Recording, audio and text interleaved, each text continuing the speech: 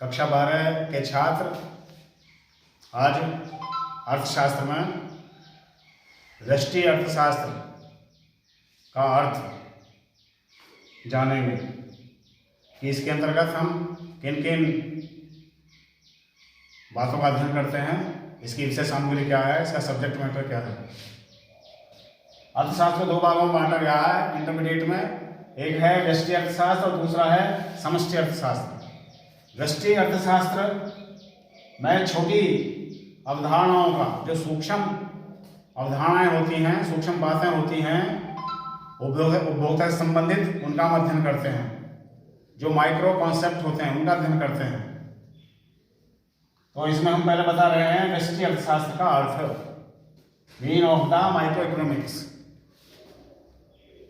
सूक्ष्म अर्थशास्त्र के अंतर्गत हम यह जानने का प्रयास करते हैं कि बाजारों में व्यक्तियों की क्रियाओं द्वारा सेवाओं की मात्राएं और कीमतें किस प्रकार निर्धारित होती हैं, किस प्रकार कीमतें निर्धारित होती हैं। जो प्राइस होते हैं वो किस तरह डिटरमाइन होते हैं, इसका हम अध्ययन करते हैं। इसमें सबसे पहले हम बात करेंगे संसाधन। संसाधन क्या है? संसाधन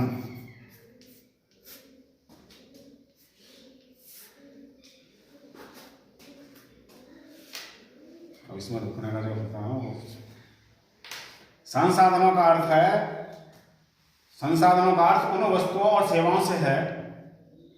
संसाधनों का अर्थ उन वस्तुओं और सेवाओं से है जिनका उपयोग अन्य वस्तुओं तथा सेवाओं का उत्पादन करने में होता है,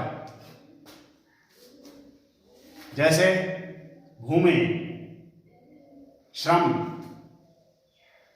यंत्र, मशीनें, ये सारे संसाधन हैं। क्योंकि भूमि के द्वारा, यंत्रों के द्वारा, मशीनों के द्वारा, श्रम के द्वारा हम उत्पादन करते हैं, इसलिए सारे के सारे संसाधन कहलाते हैं। इसके आगे हम जानने का प्रयास करेंगे, हम जानेंगे कि संसाधनों के विनिधान क्या है। संसाधनों का विनिधान, संसाधनों का विनिधान।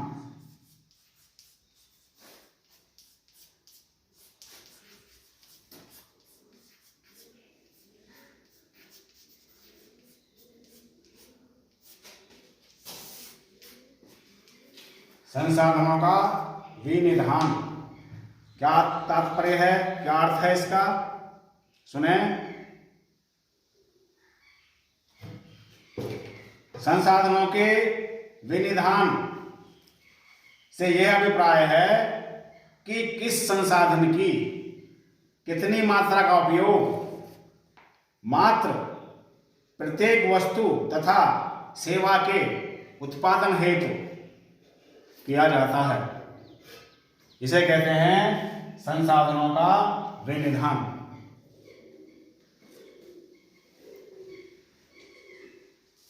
आगे हम जानेंगे अवसर लागत का अर्थ। अवसर लागत का अर्थ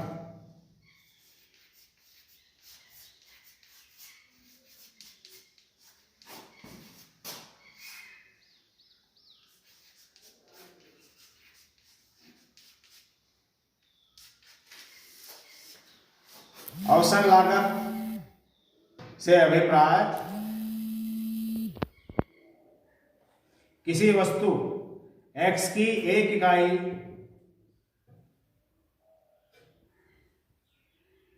अवसर लागत वस्तु Y की त्याग की गई मात्रा के बराबर है।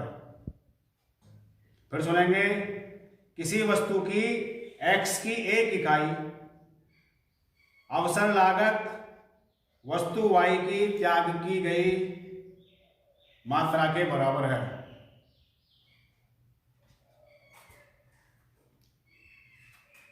हम जानते हैं कि मनुष्य की जो आवश्यकताएं हैं, मानव की आवश्यकताएं, वो अधिक होती हैं और उनको पूरा करने के लिए, आवश्यकताओं की संतुष्टि करने के लिए जो उसके पास साधन होते हैं वो सीमित होते हैं।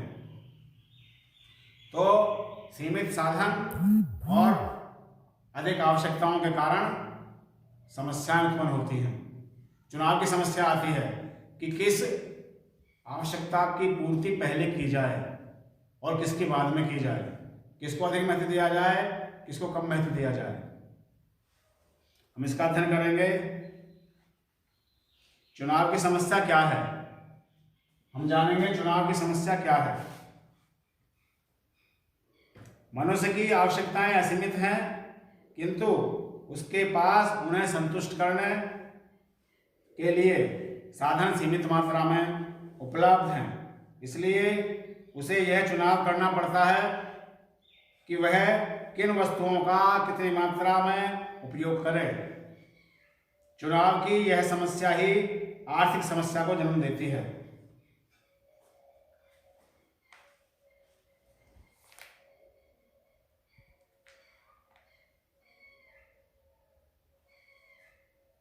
सीमितता का क्या अर्थ है? हमने अभी जाना था कि समस्या उत्पन्न क्यों होती है, क्योंकि हमारे जो साधन हैं वो सीमित हैं और आवश्यकताएं असीमित हैं। तो सीमितता क्या है? सुने, सीमितता क्या है? मानव जीवन की आवश्यकताएं असीमित होती हैं और आवश्यकताओं को पूरा करने के साधन सीमित होते हैं। इसी सीमित साधनों को हम सीमितता के नाम से जानते हैं। हो गया।